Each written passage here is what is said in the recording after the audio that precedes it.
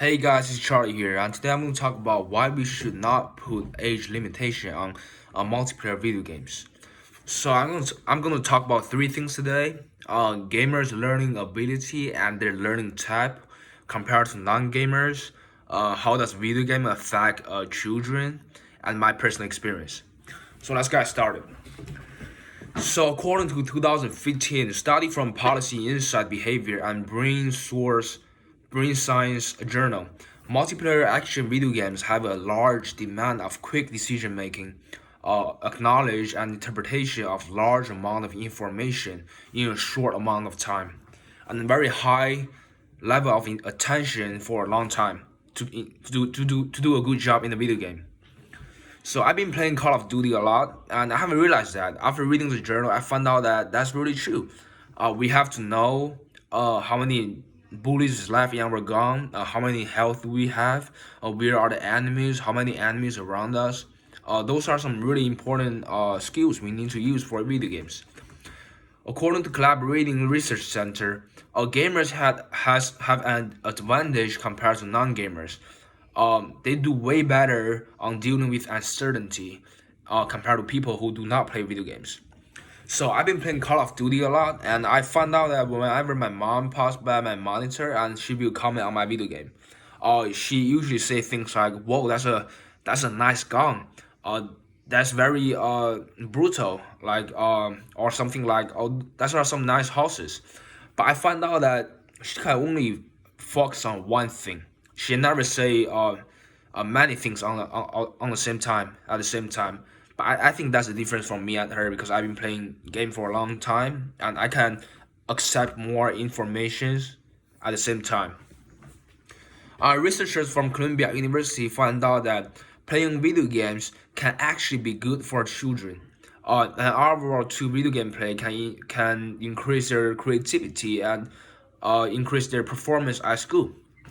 And that a big reason of that is the learning mode. So video gamers have a active learning skill. So let's compare active learning skill and passive learning skill. So passive learning skill is what we do in the school. So teacher teach us something, our brain try to accept the knowledge, try to accept the information we have been taught and try to memorize it. But active learning is opposite. Active learning is more like we make an idea first and then we do some experiment. We try to figure out what's gonna happen.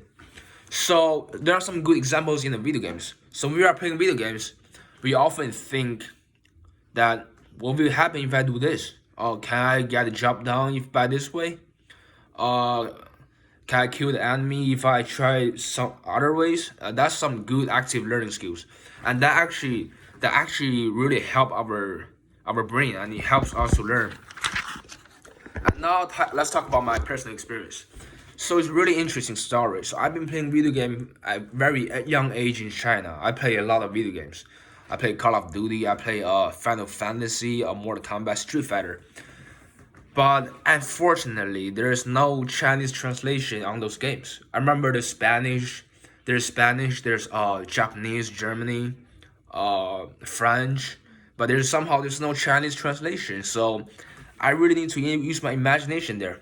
I usually have to try to figure out what they're talking about by looking at their body language, their facial expression, the situation around them.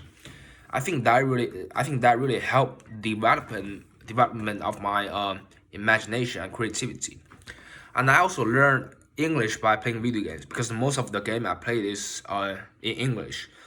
And just by listening, just like how a kid learn language, like how a baby learn language, just by keep listening them talking, I actually pick up some English skill from playing video games. I remember I was playing Call of Duty when I was in middle school.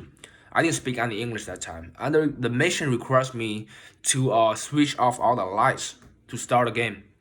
But I didn't know what to do. I tried many things. I did everything I can. I stuck there for a week. Then I opened my dictionary. I look up those words in dictionary. I found out that I have to switch off all the lights. So I turn off the light and the game continues. And that's a good way to learn English, right? I even today, even nowadays, I still learn English by playing video games. So for me, I'm not a native speaker. I'm not a native English speaker. The English is my second language, and nobody speaks English in my family. So if I don't find a way to speak English, I can never speak English in this family because no one speak it. So what I do is when I play Call of Duty or any other video games, I usually I always repeat after them. Whenever they say something and I feel it's badass or it's cool, I repeat after them. Uh, Sometimes when I watch video game movies, there's a movie about video games, and I pause the video, I look at the subtitle, and I read it by myself. That's a good way for me to learn English. That's how I keep my English refreshed in this horrible time. So let's do a recap.